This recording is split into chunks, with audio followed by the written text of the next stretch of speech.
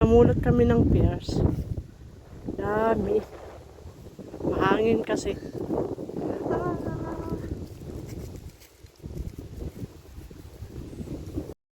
Oh guys, puno siya ng pears. Napakaraming bunga. Ito. Naglaglagan oh. Pupulutin namin lahat. Sige, Sebastian. Manguha ka. Di na kailangan bumili guys ng peras oh. Ang dami. Namulot kami doon sa palas. Nakarang araw kasi sobrang lakas ng hangin.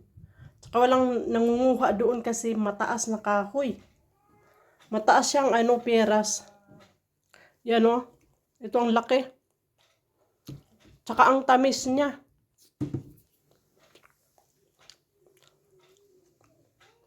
Nadaanan lang namin kasi nga naglakad, nag-tour.